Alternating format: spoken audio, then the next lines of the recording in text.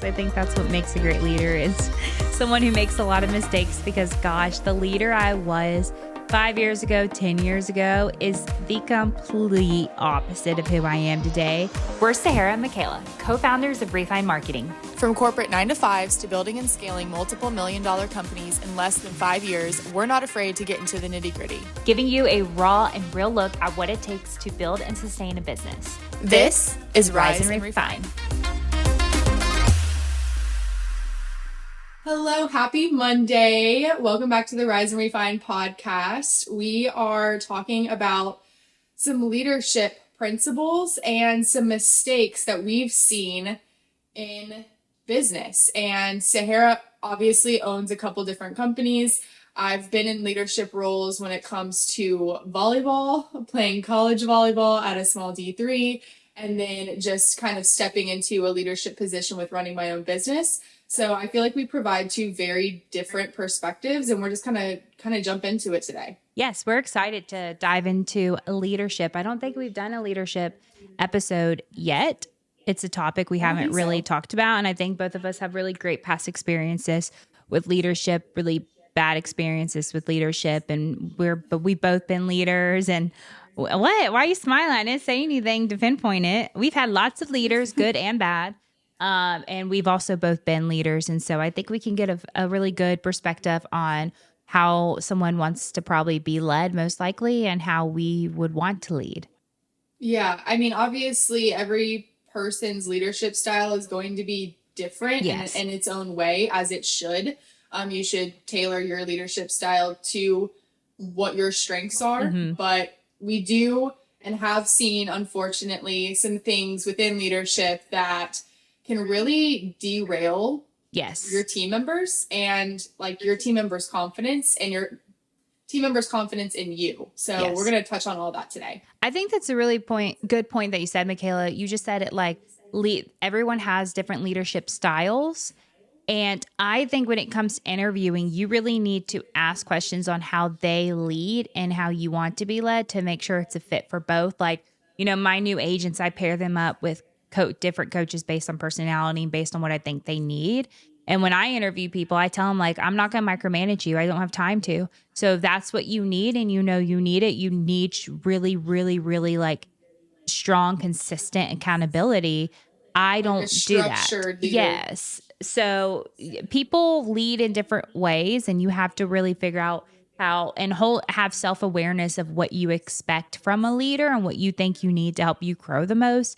And then that leader needs to understand that not every personality is going to handle their leadership style the same way. Yeah, that's a good point. And I feel like we're not going to get into like finding how you are best led or what your leadership style is, but there's so many different personality tests out there that can help you uncover that. So there's Myers-Briggs, there's the Enneagram, there's the 5 love languages. And so you can actually dive into that yourself, take those tests, learn more about yourself, because the more self-aware you are when it comes to leadership, your boss, speaking skills, talking with upper level leadership in your business or like with the company that you work for, that will help clear things up and you'll be able to better understand different personality types. Yeah, 1,000%. I love those. And I think that it's just really great. I think the more like you're with your leader, the more they will get to know them, you'll get to know them as well. And the more respect you gain for each other, the more I think you'll also understand if there is like a slight personality difference, you can understand a little bit more. So it is very important to communicate well. So what we really want to get into is leadership mistakes that we've both seen, and then kind of giving some advice for if you are a leader and you find yourself doing some of these mistakes, maybe how you could fix them. And that's the perspective we want to dive into today. So I've got mine written down. Just to preface, every person, you're going to make mistakes. Like you are not perfect. And when you do make these mistakes in leadership, because it is inevitable, understand, okay, take ownership of it and then apologize, be upfront with your team, you know, be transparent, because at the end of the day, everybody's craving an authentic relationship. And if you can't give that to your team, then they're going to be yearning that from somewhere else, whether it's in finding a new job or looking to replace you, whatever it might Yes. be. But they are going to want that authenticity, even if you mess up. Yeah, I think it make mistakes. I think that's what makes a great leader, is someone who makes a lot of mistakes, because gosh, the leader I was 5 years ago, 10 years ago is the complete opposite of who I am today. And the reason is Same. because as a leader, you have to fail so many times to become a actual good leader. And I'm still learning and I'm still failing. And most of these mistakes that I wrote down are like things that happened in the past that I did and I didn't do well and I learned from. And I wish someone would have had these conversations with me as a leader.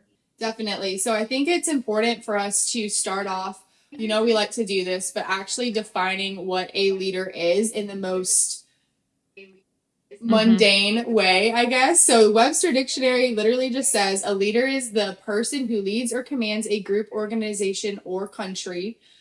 So Sahara, how would you define a leader with the many hats that you've played? I think a leader is someone who sets the example and still does the small things. Somebody who's always available, somebody who is not getting on to people, but coaching them and mentoring. A leader is not somebody who's a boss. They're somebody who's a coach, a mentor. They hold people accountable in a very healthy way, but they're that guy. They're the person that people can talk to. That's how I would define a leader.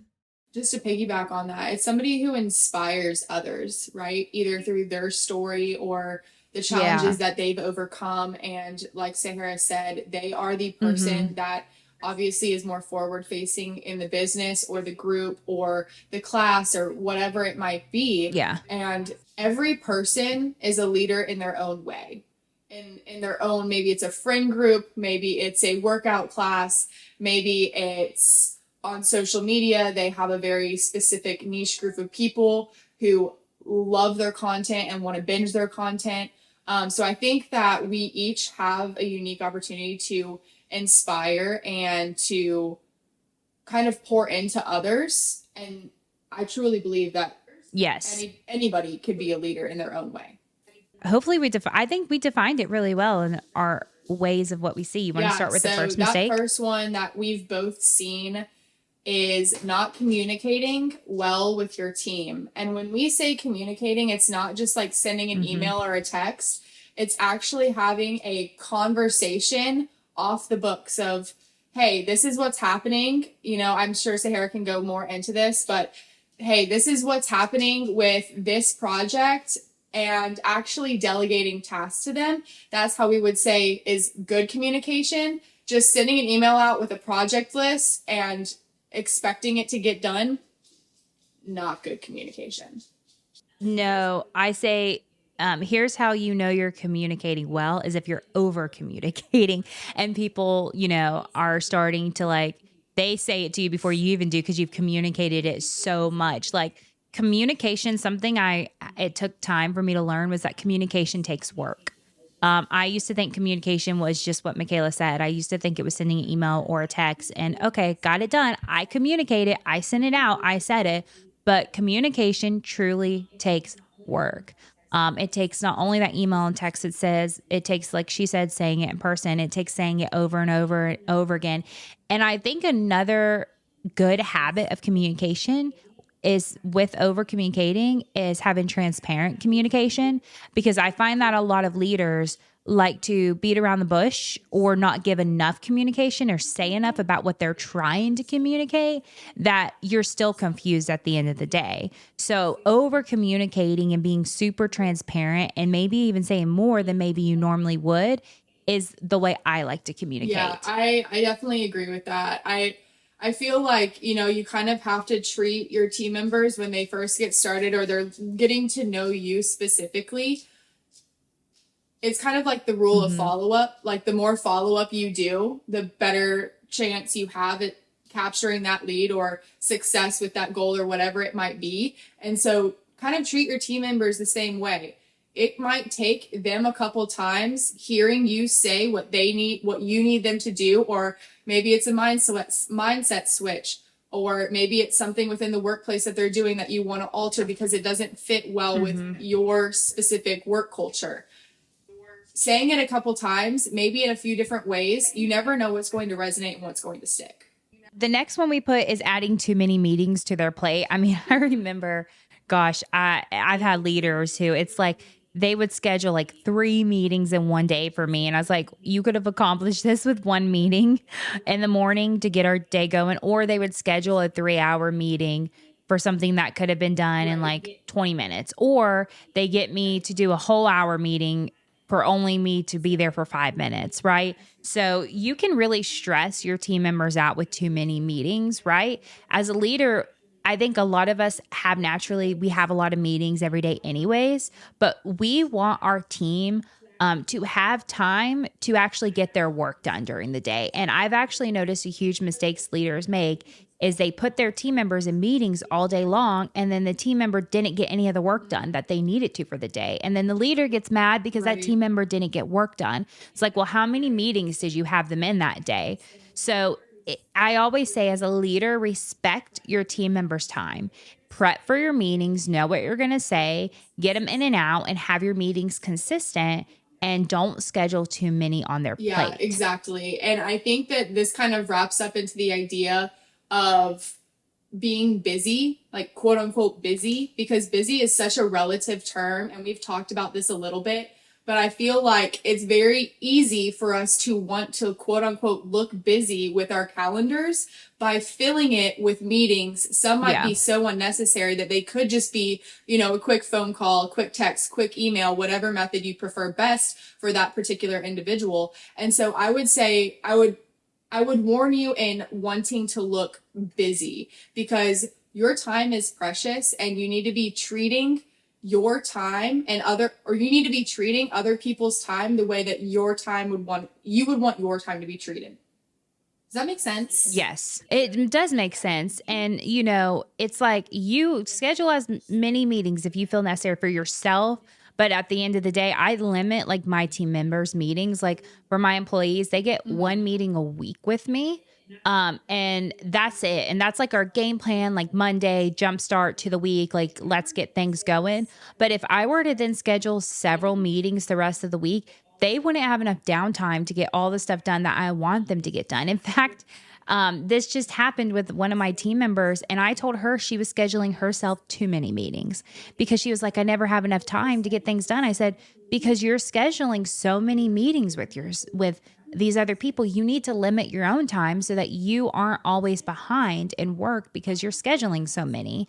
And you're also not prepping for those meetings and getting out of it what you need from them. So you need to make sure you say, hey, what are your expectations for this meeting? Because hers are a lot different, and I don't want to say names, but I was like, what are your expectations for this meeting? What do they need your help with? And then prep for it, and then make it only a certain amount of time and not schedule yourself for 1 to 2 hours versus you actually only needed 30 minutes and you're doing it too much. So be careful with your team members' time, respect it. It's really, really important. I mean, it's like the whole theory of when you're leaving for vacation and you have the day before, you're not packed, you have all these things to do. It's amazing what you can get done in like 15 minutes right before you're about to get on a plane, right? And so I feel like the more you treat your business like that, by preparing, by actually putting yourself in a position for success before going into a meeting and scheduling out, okay, we're going to talk about X, Y, and Z with these expectations. These are the list of action items that need to come out of this meeting. And many 1-hour meetings can actually be cut down to 15 minutes. You can tell meetings are very passionate for us. Okay, the next one is probably one of my favorites. Yeah. Why I want to ask you a question with this one. Why do you think leaders have such a hard time being transparent and honest? Because of their need for control. Because a lot of leaders are very, Oh, that's a lot a of good leaders answer. that I've seen or I've been under have been very type A, firstborn, strong personalities. And many times, including myself, you don't want to make a mistake or look like you've made a mistake because you're already beating yourself up so badly. Yeah. And so it's very hard to be transparent and say, I'm struggling with this or I need help with this. At least from my experience, that's why I feel like it's very difficult for many people to be transparent. They don't want to be wrong or they don't want to I think let people down. I agree with you 100%. I struggled with this one because I think this is something I'm still learning and I still recently learned. But kind of what you said, like one, obviously I'm control freak. What she just said described me.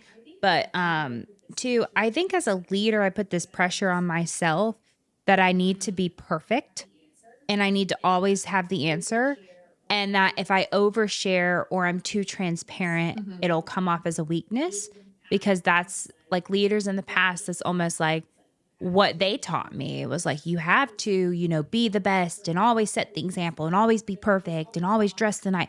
Like I was always taught to try to be perfect as like leadership examples that I struggled with this one for a really, really long time. And I actually find that you gain more respect the more transparent and honest you are. So it's something I've appreciated learning, but it's taken me a long time. Yeah, it's something that when we started Refined, I've always tried to be from the very beginning is just transparent, showing up on stories when I didn't want to, showing up on stories when I have acne on my face or I'm having a bad day or I just haven't been able to get myself ready in time. And it's been very difficult for me to kind of rip off the Band-Aid and show those more vulnerable pieces of myself because a lot of Refined is based off of like my day to day. But with that, we've gained so much respect with other business owners and in like our little online community that we've built because of how just authentic and vulnerable and transparent we strive to be. We're not perfect in it. We miss hitting the nail on the head many, many times. But the root is there and it's something that we've always strived to do. And I think that that's why we've had such early success. Not saying that we're the greatest thing out there, but it's definitely helped us in building and growing Refined. I've had people tell me sometimes, like especially on social media, why are you so transparent? Like, why do you share so much? And I'm like, why does it matter? Like, and the thing is, those are the type of people who aren't going to understand it and they're the ones not sharing. But at the end of the day, even when people said that, I just still kept being me. And I'm actually known now in the real estate community to be so transparent and open. Like, if somebody called me, I'm not going to pretend like what I'm doing is a secret. I would answer their question because I believe I can lead anyone anywhere and I just need to set an example. And so like Michaela said, like, I don't really care what others are thinking online. Like I'll be myself, I'll be transparent. And I think it's gained me more respect from my team and people I'm surrounded by than if I were to try to hide it and be in my own bubble. And I think leaders put themselves in a bubble and like to stay there and they're scared to get out of it.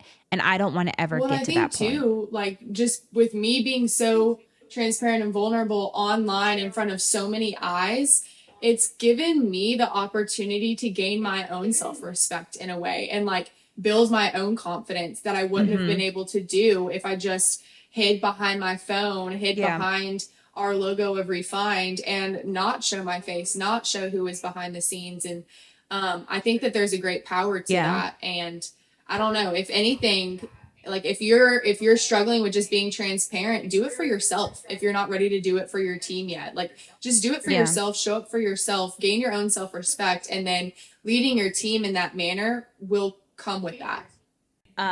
So you can tell transparency is very important to us because we touched on that topic so hard, but it is big to both of us. All right. The next thing I wrote down is not being flexible. So, and I'm curious as to what you think of this one. So I'll kind of describe to you what I meant with this one. And that's like not taking time for your team and being flexible with them. And that's one point to it. The other point is not being flexible to their life. And what I mean by that is I've seen a lot of team leaders in the past. Like, we all live different lives. We have different lives. We have different support systems. And I've seen a lot of leaders in the past like not have empathy or be flexible for a team member that's like going through something, or maybe that team member made a mistake and the team leaders not being flexible with saying it's okay. Like, I mean, not being flexible in terms of not only with their time and making sure they spend time with their team and they're there, but also just making sure they're flexible with saying, like, not expecting their team members to be so perfect and understanding that life happens. And I see a lot of leaders make that mistake. Yeah, that's a really good one. I think it goes back to like ensuring that your team members and even yourself, but in this reference, your team members are coming into work fueled and ready to go and not completely depleted because of the workload you've given them or maybe a meeting schedule like we talked about, but their cups are full, they're ready to give, they're ready to pour out, because so many times I know I've been this where I've just been running on like the rat wheel of corporate America, and it can be so exhausting to have to work a 14-hour day, go home, literally like grab a small bite to eat, get in bed, wake up and do it all over again. And you're never taking time for yourself, or you're having to sacrifice family time to work when you're still building somebody else's dream. And so I think it is so important for leaders to see that and understand that, yes, life happens, but also, if a team member is like, hey, I have this on Mondays and Wednesdays, I vowed to take my daughter to school. Is it okay if I come in at 8:30? Sometimes those little things, it's not worth a fight over, and it's a priority because that person, that's what is filling her cup, and then she'll come in and bust her butt for you for the rest of the day. I could be totally wrong there. I don't personally employ anybody, but I've been in the position of being employed. So yeah, I think you're right, but it does go both ways. And I say this, it's like there's leaders who are too flexible and there's leaders who aren't flexible at all. And it's just like accountability. There's leaders who micromanage and there's leaders who don't hold anybody accountable at all. It's finding a really good balance, which is probably one of the hardest jobs we have as leaders, is knowing when to be flexible, knowing not when to be flexible, knowing when to say no, knowing when to say yes, knowing when to hold someone accountable in a healthy way versus micromanaging, making sure you're not doing it. Like, there is a fine line that you have and you can't cross, that you have to balance, which is probably one of the hardest jobs as a leader, in my opinion. Yeah. You're going to have to speak more on that one because I got nothing for that. I don't leave anybody quite No, that's yet. okay. That's all I wanted to say with it. It's just balance flexibility well. And I know you'll like this next one a lot. Not having, I put clean, I meant clear on the notes. Not having clear guidelines with your team members and not setting boundaries with yourself and for them. Really, really important. And this can go back to the flexibility, to the communication, to the transparency. But one of the best things I've ever done the past year as a leader was really laying out somebody's job in detail and saying, here are my expectations. Let's go through this together. You tell me what you think and we'll just as needed. Let's make sure we're on the same page, and let's set boundaries for like your day to day to make sure you're on track. I'm happy with your work. You're happy with your work, and we're on the same page with this. But I think it's so big to set those boundaries and have clear guidelines. Yeah, I can't speak from like having team members under me right now, but in terms of Sahara and I working together and being co-founders of Refined, we had to set boundaries with one another kind of early on, and those have had to shift over time. But some of those specifically are, okay, we're going to meet on Mondays, and during that meeting, that is going to be like our big talk for the week. So making sure that we're talking about deadlines, client projects, what's coming up, what needs to ensure that it gets done, all those things. And then throughout the week, there was a time when I would almost expect Sahara to respond to my text ASAP. And that was just me coming from like an employee mindset. And we're going to do a whole episode on that specifically. But it took me a second to understand that she would get the work done and trusting her to get that work done as a co-founder in Refined, but it wasn't going to get done exactly when I needed it to. And so understanding that in text, if I send her a message, it was to send her a message. I knew she would see it when she could see it, but it wasn't going to get done right then and there. With calendars, making sure that we are actually putting on our calendars what we were doing for that day. If I needed to have if I needed to schedule time off, putting it on my calendars to where Sahara would see that and she wouldn't ask me to meet during that time or schedule a client meeting during that time, and just setting those boundaries that way in Refined.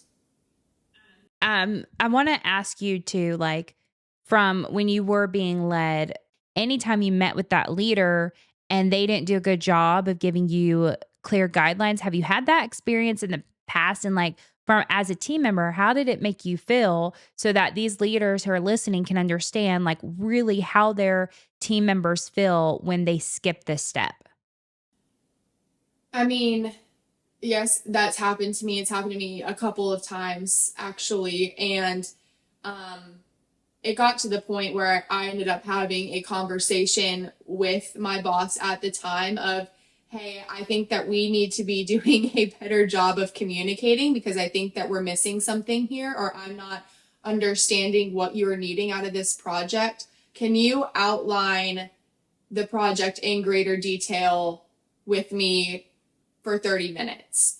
It actually got to that point. And so, when the first couple of times, as I was gaining confidence in my career very early on, it was more so of getting a project or being told about a project, getting a small project description, and then being expected to run with it with very little experience. And this was while I was still in college too. So I guess that this is like kind of a funkier one, but yeah. I felt very in the dark. Like I felt kind of lost, very unsure. I wasn't in a position to where I was able to ask more questions because this person was higher up and hard to get a hold of. And so it was more so of just shooting in the dark, trying to make what I had work. And ultimately, naturally, it hit on some points, but missed on others. And so we had to go back to the drawing board and the end deadline wasn't hit. And so that's where the conversation started to come into play. And then we got it resolved and worked it out from there. And it was all fine and dandy. But it was definitely frustrating from an employee standpoint of trying to read my leader's mind in that moment. Yes.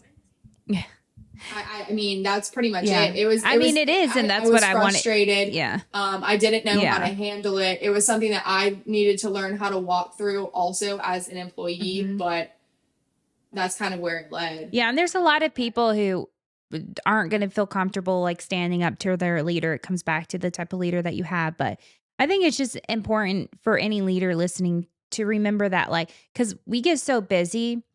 And I've made this mistake. I think this is a mistake you accidentally make several times. Like you learn from it, but you accidentally do it a lot.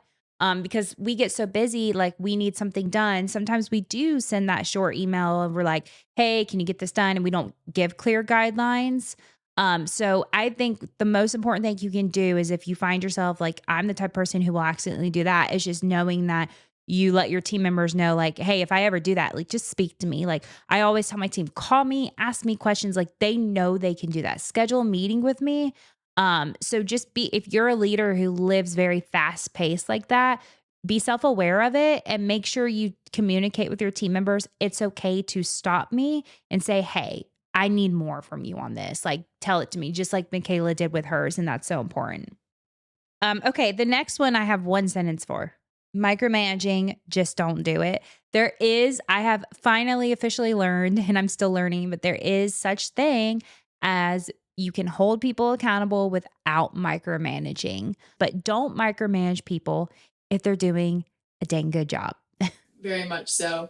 All right, I think we can move on to the next one, but not meeting with your team members regularly. So we don't need to touch on this too much because we've touched on it already a little bit, but as Sahara said, every single one of her main key players within her companies, she meets with for 1 hour weekly. And she makes sure that those meetings are well planned out, expectations are set, and action items are listed for them to take on throughout the week. That is so, so important. We do that with Refined. I know that she does that with Embry Group, Venture Haven, and Uncommon Agent. So yeah, I don't know if there's much else to say on that, but definitely make sure that you're meeting with your team regularly. I know it's kind of funny because it's like, it can be confusing because it's like, don't meet with them too much, but still meet with them. Right. You have to learn a really good balance. Like for me, either once a month or once a week, depending on who you're meeting with, is really a good like system for not too many meetings, but not too less. Exactly. The next one's my favorite because it gets forgotten about so much, and I've done a bad job with this. But it forgets gotten what you know what I mean. It gets forgotten about. Yes, thank you. And that is to not celebrate your team. It's so important. Like Michaela, you said earlier, like languages and Enneagrams. There are some people I personally do not need to be told, hey, you're doing a good job. However, that's me. There are so many people out there who really want that recognition of being told, you're doing great. Thank you. Surprise them with a coffee. It's so important to She's celebrate talking your about me, team. by the way. I'm very much a words of Yes, and affirmation Michaela person. needs to know she's doing a good job.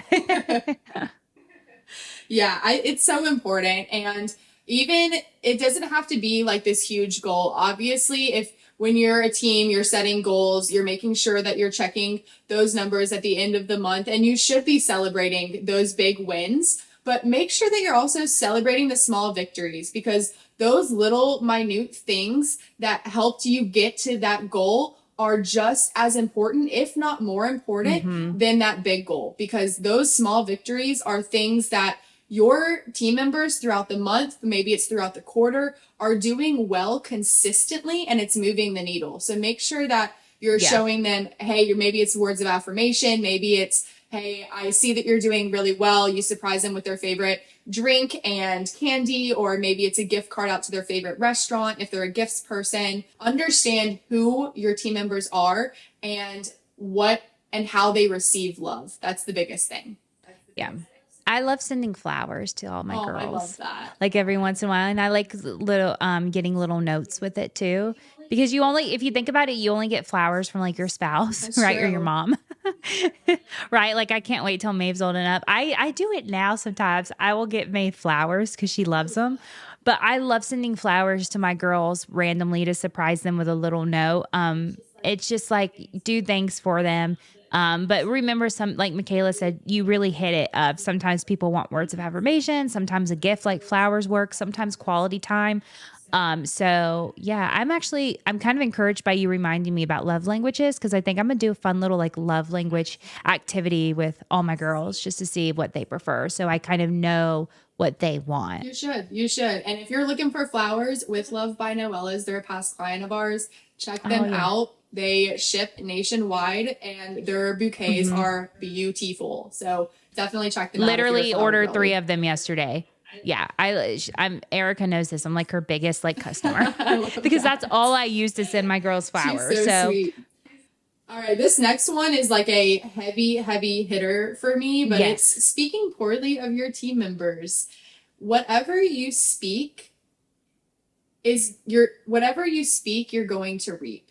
So if you are saying negative things about somebody behind their back, or choosing to not confront somebody and going to speak to somebody else about an issue, please understand that whatever you say, you're going to reap. And being a business owner in general, but also being a leader, you're planting seeds in and throughout your business and with people every single day. They can be good or bad, and you never know like where they're going to land on rocky soil, if it's going to take a little bit more time for them to sprout. But you have the power through your thoughts and your words on how you motivate your team.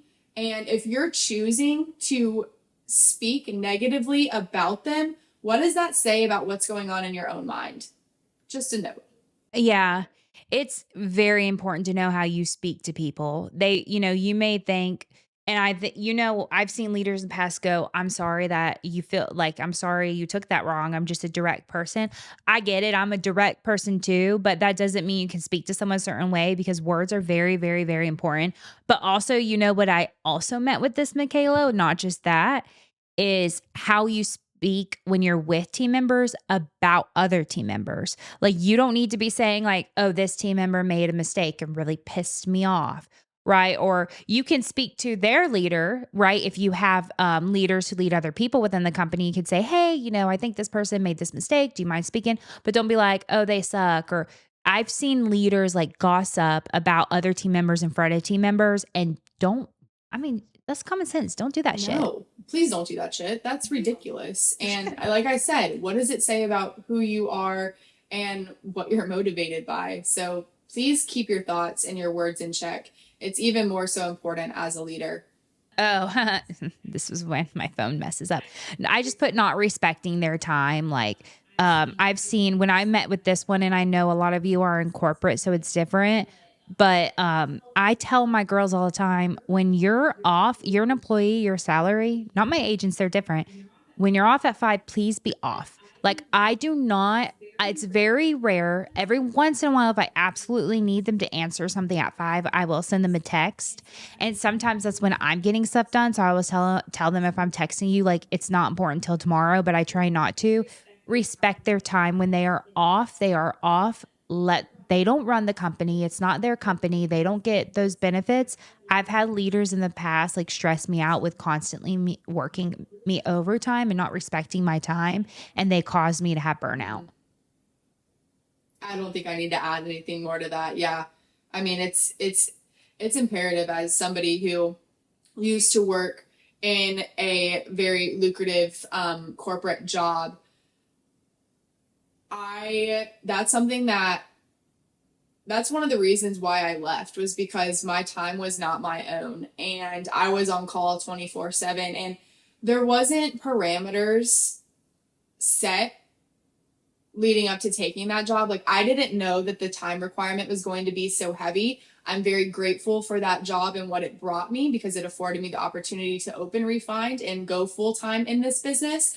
However, I do not miss the hours, because I was in an office for quite literally 12 to 14 hours a day during our busy season. And there was no like, hey, you're off at 6. No, it was like, hey, you're done with work at 6, but we have this client dinner at 8 o'clock. So we're getting in the car, we're going there, and then that lasts until 11 o'clock. And then you're still expected to be at the office first thing in the morning. So there was no respect for time. So very much so. Please be respectful of other people's time.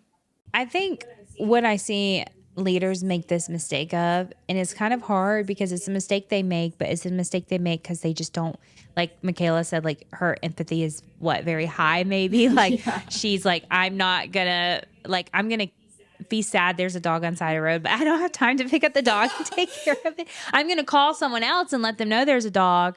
Right. But that makes me sound terrible. But I don't, like, I'm not going to cry at a movie. Like, I feel it. But I think for me, my personality is I've always had to set the example and be so strong and hold in my feelings that naturally it's harder for me to just like let it all out. Yeah. Right. But with this one, what I'm really talking about is I've seen leaders who just don't show enough empathy for people's situations in life. And they just get so set and focused on their own life that they forget that it's not just their life. It's just people have a hard time like showing it and they think showing emotion, and they think like being there for somebody makes them look weak. And I'm here to say it doesn't. It makes you actually stronger. Yeah. And I think when a leader shows up in the most of unexpected ways for their team members, like if it's something where they're having a really hard time, maybe something happened within their immediate family, and your leader takes the time to check in on that person and have just a honest conversation about where they're at. Do they need a day off? Maybe do they need an extended weekend? Can the leader help out in some other way?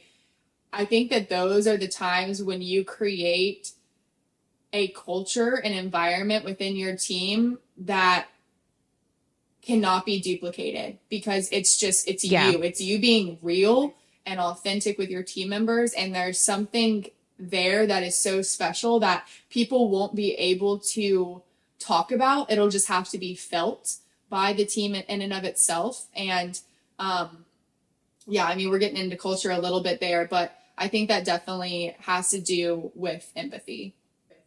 Yeah, it's definitely okay to have emotion as a leader. Don't let anyone tell you different. So hopefully this helped like give a lot of you leaders just some perspective on things that we've failed at as leaders or things we've seen being led by others and just mistakes we feel like have really hurt growth and hurt your team. It's hurt retaining team members and all of that.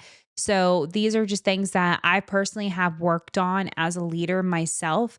And at one point, I sucked at all of this. And I think I've grown a lot, and I'm still working on a lot of it too. But I'm more self aware of these things now than I ever have been. And so it's very important to treat team members with respect, grow as a leader, and be very self aware that even though you are a leader, you're expected to be perfect, you're probably making some of these mistakes. And there's always room for improvement, no matter how high up on the board you are. If you're the CEO, the owner of the company, set the example. Yeah. And give yourself grace. At the end of the day, Yeah. You're human. You're going to make these mistakes. I've made many, many, many of them, still working on many of them myself as well. And so just give yourself grace. You're going to get through it, and you're going to grow and be a better leader because of it. So with all that being said, thank you for listening to today's episode of the Rise and Refine podcast. If you enjoyed this episode, please subscribe to us on YouTube. Leave us a review on Apple Podcasts or Spotify.